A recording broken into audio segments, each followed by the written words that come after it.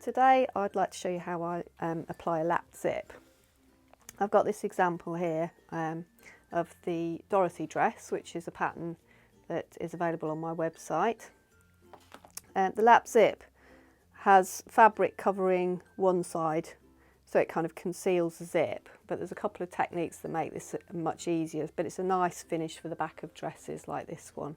Okay, so we're putting the zip in the Dorothy dress. And with the Dorothy dress, you make the whole dress up, and putting the zip in is virtually the last process. So that's the point at which this dress is at.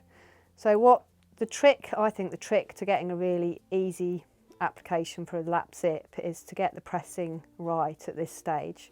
So what we want to do, we've got a 1.5 seam allowance on this dress pattern. So we want to, on the side where the zip is going to be butted up to the teeth, we want to just press this in slightly less than 1.5. So I'm going to press this in 1.3. So I'm just going to take the tape measure and check that. Press it here.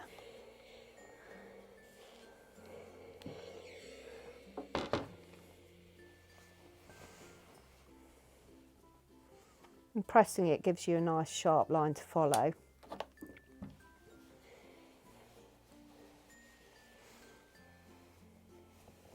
And on the other side, which is where the fabric will cover the teeth of the zip, we're going to press it just slightly more than 1.5. So we go 1.7, so essentially taking off or adding on what we took off on the other side.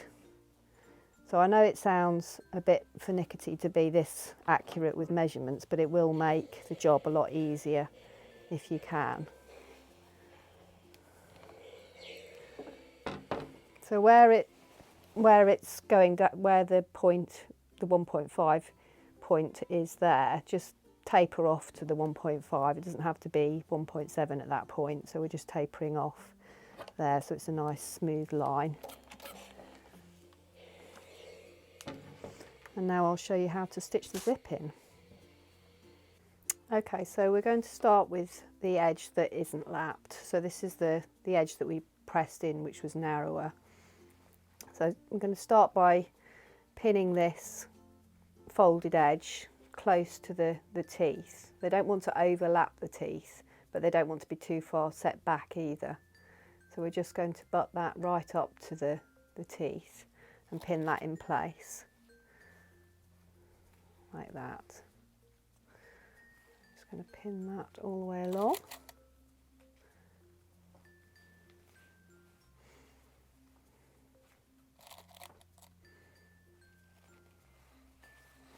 And the other thing that you'll notice here is that I've got an overlong zip, which is actually something I quite like to do.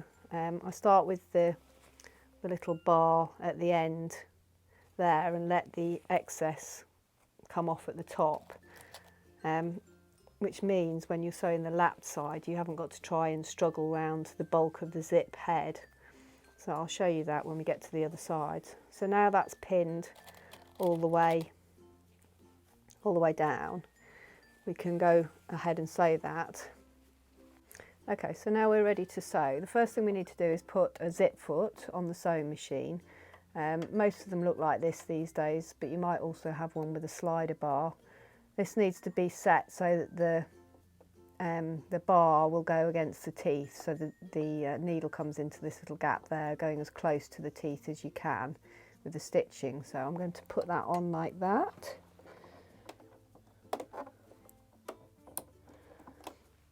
And then, depending on how you feel, I usually find this isn't too bad, so I just go ahead and sew this, but you could also, if you prefer, tack this in place. But the key thing is start from the base and stitch to the upper edge, because then any sort of excess forming here will get pushed off the top of the dress rather than forming a bobble at the end. But hopefully everything's going to just work out quite nicely anyway. So I'm going to go ahead and stitch that now, just taking the pins out as I go. Just find some glasses. Just make sure that's out of the way underneath there. And starting as close as you can to the base.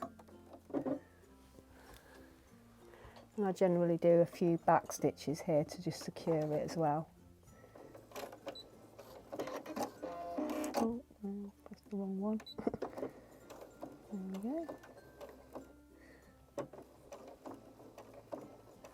You want to be stitching pretty close, about 2 millimeters away from the folded edge. Okay, so we're just going to stitch. We want to be about 2 mil from the folded edge, but if you can use the bar of the foot to help you line it up as well. Just keep it nice and accurate.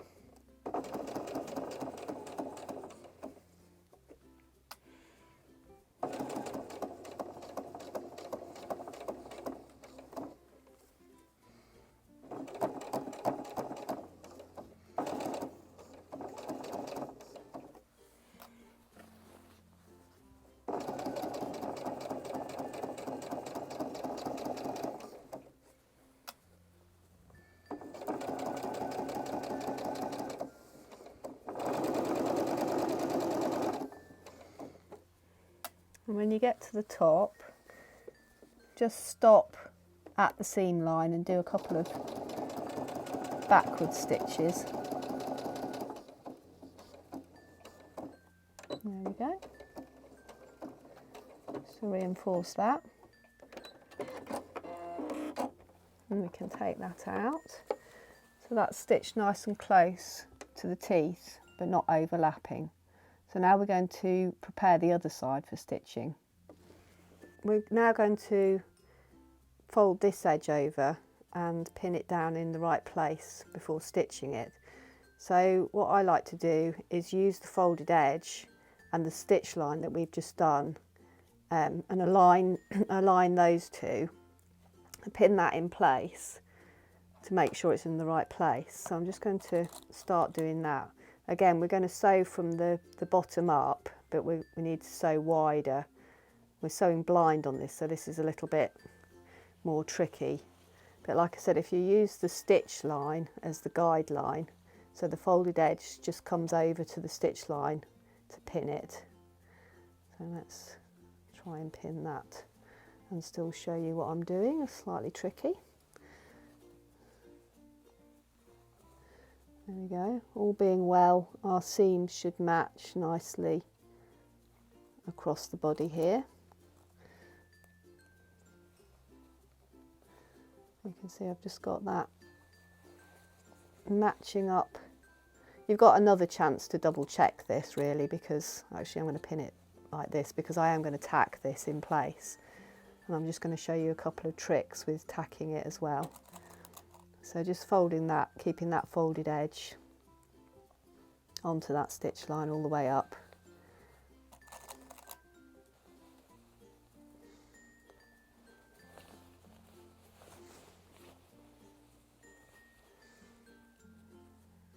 And we've got to the top there. Right, this side I think it really is worth tacking because obviously you've got a lot going on. You want to be still matching your seams across. You're working blind because you can't really see where the foot's going. The only guideline we've really got is this folded edge going onto the stitch line. So when I tack, I'm going to tack feeling for the teeth of the zip and tack leaving this edge in place, but just tacking down the side of the zip. And then I'll show you what we're doing when we're sewing it. So let me get some tacking thread and do that now. So I'm going to, I mean, you might get to the point where you feel confident to do this on the sewing machine, but just without the tacking, but it is quite a good one to tack. So like I said, I'm keeping the folded edge on that stitch line, and then I'm feeling for the teeth, and my tacking stitches are going next to the teeth. I'm going to go all the way to the top, like that. You can keep the tacking stitches, don't have to be tiny or anything. You can do, 1 centimetre size stitches.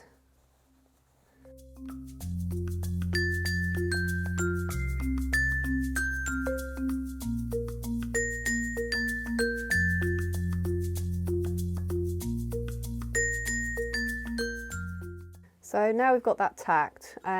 Just before I sew it, I just want to quickly show you the inside, because the reason we staggered those seams has meant that we're easily in place on the inside, because the danger is, if you're not in place, is this could not be stitched down, the seam could not be stitched down, and then on the outside it will start to come, it'll become out of place and not held together properly. So I'm going to turn it back through to the right side and show you there. You can see here, this wants to be nice and secure, so everything is nicely in place here. So we're ready to stitch. We just need to, we're going to stitch from the bottom up again. We need to put this zip foot on the other side, so that this time this side is going next to the teeth. You always want to be making sure that this is butted up to the teeth. So even though we can't see them, we can still feel it. So I'm going to put that back on that side. And then it depends what you feel like. I mean, I sometimes, at this bottom part, I sometimes just do a square across. You could do a slight angle and then up, whatever you prefer. I'm just going to do a slight angle, I think, on this one to start it off. So I'm going to start off just below. You need to make sure you're not going to hit that little metal bar at the bottom of the zip. So I start just below where I can feel that is. We want to start stitching. I'm just going to do a slight angle, start from the seam line, and we're just going to stitch across and do a few back stitches. And then when you're stitching up, because you've got the tacking line butted up to the teeth, if you go just literally about 1 millimetre to the side of the tacking, so you're not actually stitching the tacking, so you'll be able to pull that out easily, but you know you're clearing the zip teeth as well. So it's a guideline really for you to use as you stitch the zip in, and then you just stitch all the way to the top.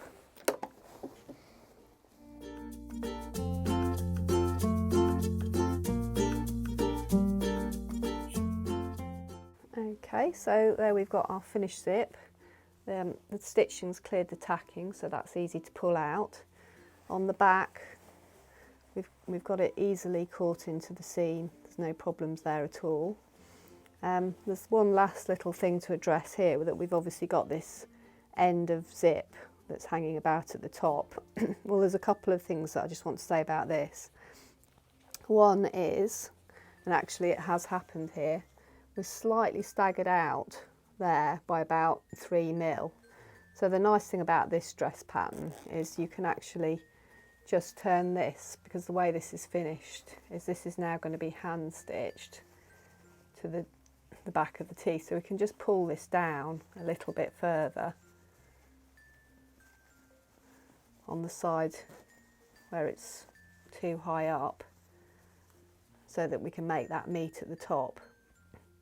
But for this, you can cut the excess tape off and just tuck it in, but I generally don't do that until I'm ready to hand stitch, just in case I was pulling it up and forgot, and then obviously the pull will come off the end of the teeth. So once you're ready to start hand sewing, just trim this back, tuck it on to the inside, and turn this, and we can pin. I'll pretend I'm not going to cut that because I'm not going to do it right now, but we can pin that back, and like I said, just even up that edge by pulling it back accordingly. And there you've got a nicely finished zip, and no problem with going around that thing at the top, because it just tucks inside. And if you like, you can put a little hook and bar at the back if you want to make it a bit more secure, but that's generally fine. And that's the end. So I hope you enjoyed this video tutorial. If you'd like to see some more tutorials, please subscribe to my YouTube channel.